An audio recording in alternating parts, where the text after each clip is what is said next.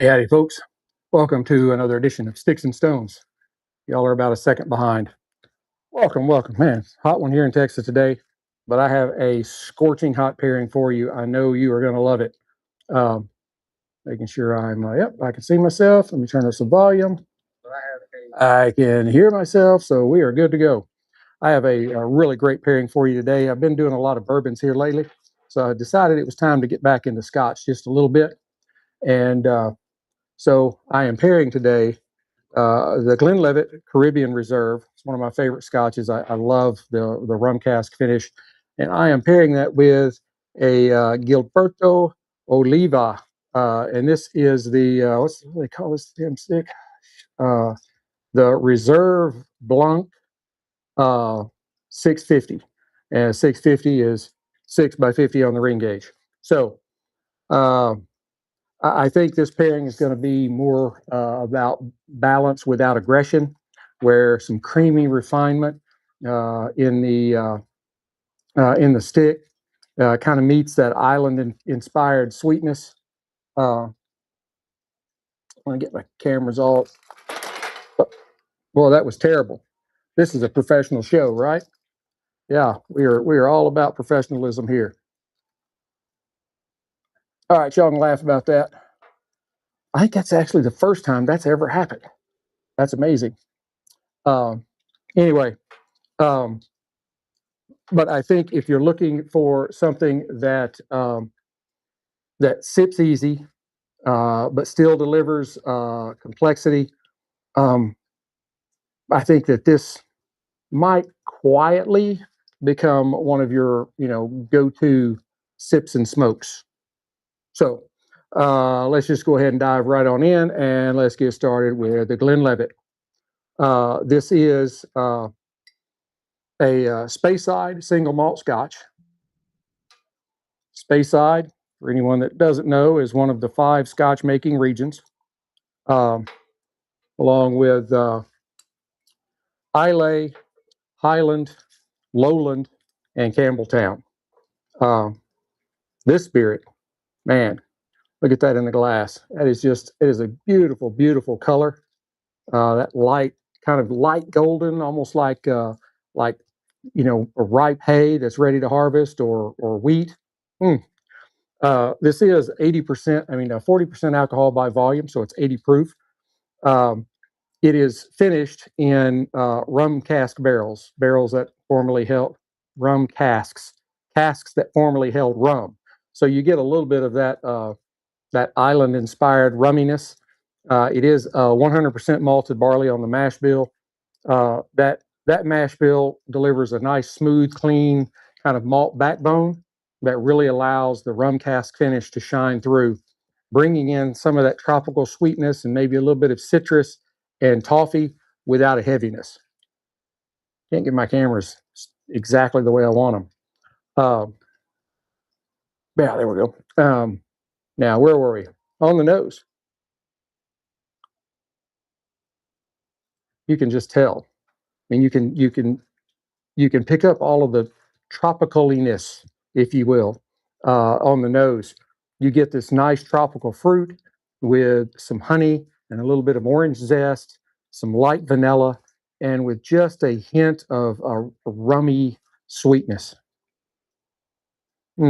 But you also get, just behind that, you get a little bit of that natural scotchiness, the malted barley kind of thing that is just, it's indicative of Scotch. All right, on the palate.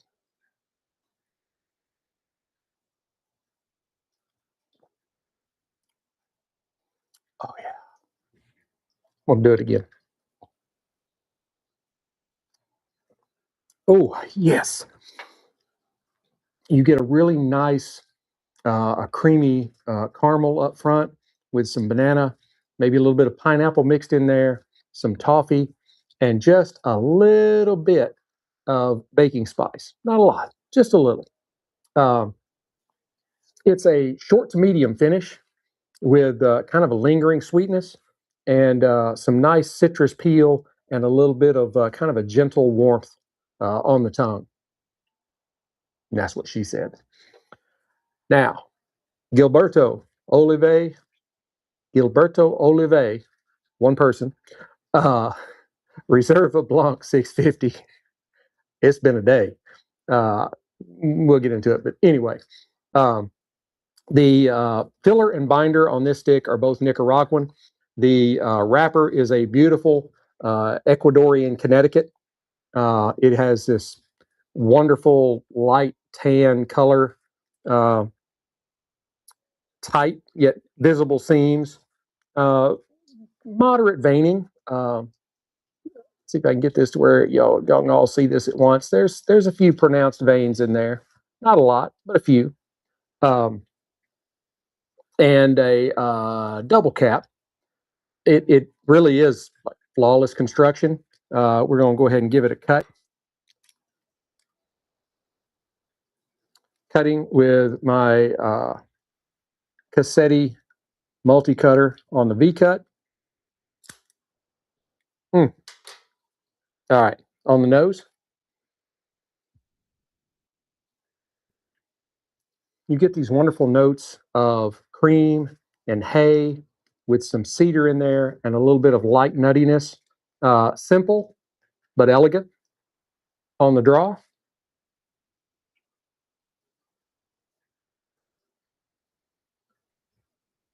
An easy draw. You pick up cedar, you pick up a little bit of sweet cream, some almond, maybe a little bit of white pepper. That's probably about it. All right, let's go ahead and light her up. I am using the Rocky Patel Envoy 5 torch, my blowtorch of a cigar lighter. I got to get over to my buddies over at In Fuego. They've got the Rocky Patel Sapphire in, and I need a couple of those desperately.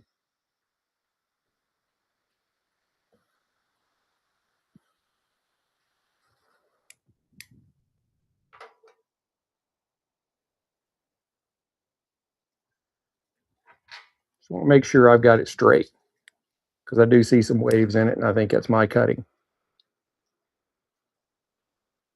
Do this because I'll need to tell you guys whether it's straight burn or not. So, all right, on the palette.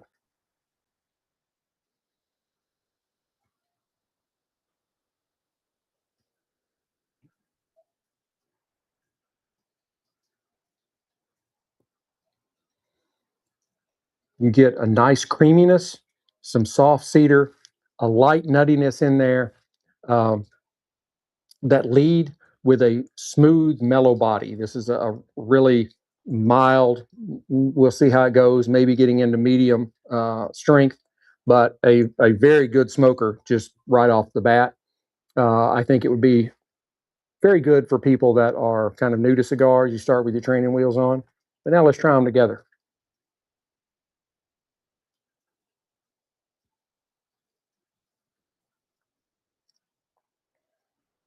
One more time.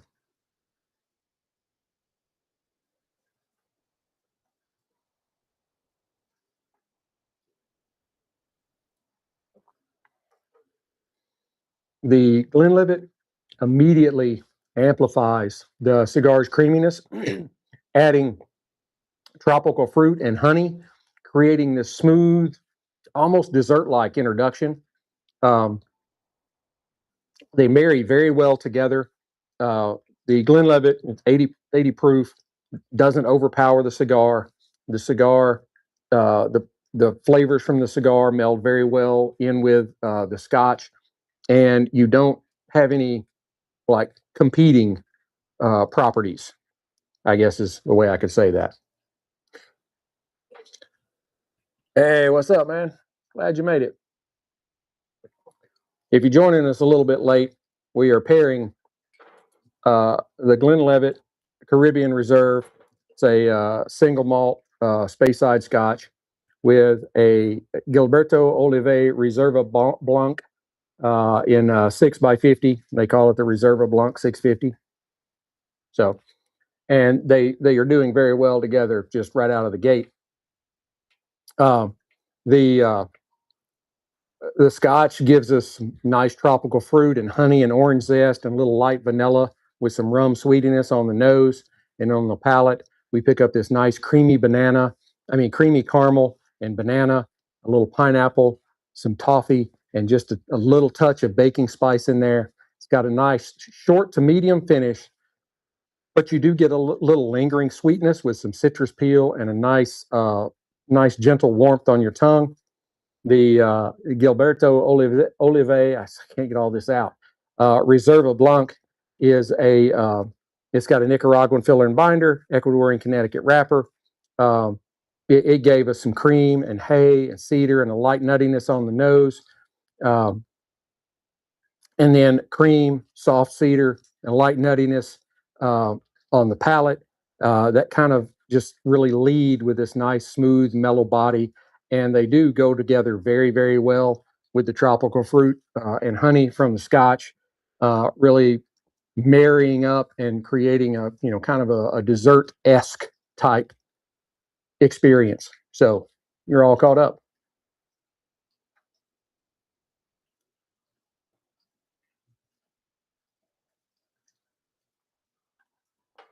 We're going to keep going here just a little bit because I'm doing very well on time. Um, and I'll tell you a little story. All right, I'm in some different bourbon Facebook groups, and last night the one here from North Texas, um, they posted a post from Specs. Specs is a big Texas liquor store chain up the road about 30 miles. And there's a picture of a barrel with Weller 12-year-old, Weller Full Proof, Antique 109, and Blanton's single barrel, the base Scotch or base bourbon. And so it was already like 7 o'clock, and I didn't want to drive up there and back after I'd already been working all day and everything. So I'm like, well, I'll head up there right after they open this morning, just see if some of this stuff might be left. I walked in. Now you can only have one off the barrel, any one you want, but only one, not one of each thing. I walk in. They've got two full proofs, two or three antique 109s, like a dozen 12 years, and then like six or so Blantons.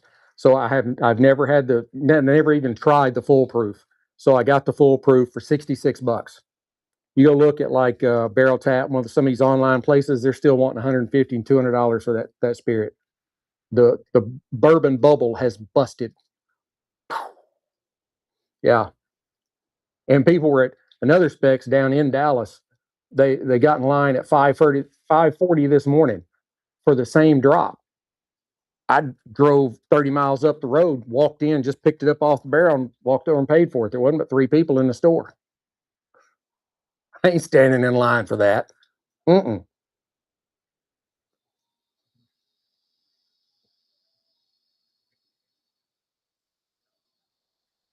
But I guess that there's going to be a future episode with Weller Foolproof. So there's a little inside information for you. Speaking of inside information, please hit like, subscribe, share, notify, ring all the bells, do all the whistles.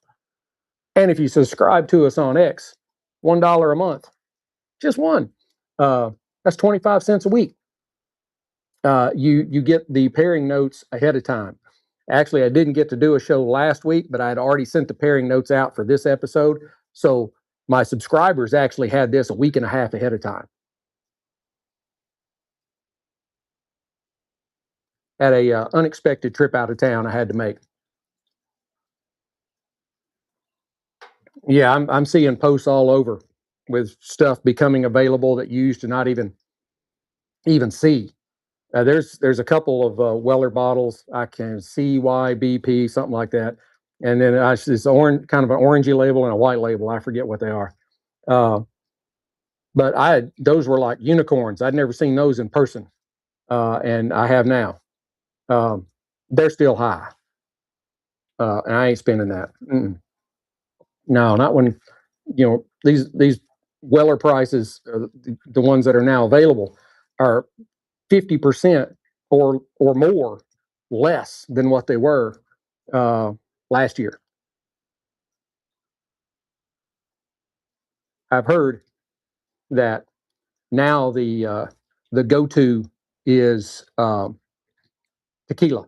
Now they're going to start with tequila. So, all right, we're at 15 minutes. I tell you, I try to keep these between 15 and 20 minutes. So we're going to go ahead and let you know how this thing goes. As we get towards the midpoint, the cream kind of deepens, and you get this kind of subtle spice that emerges, and a light toastiness develop. The Scotch is citrus and pineapple notes brighten the profile, while the cigar's cream, that creamy base, keeps everything grounded.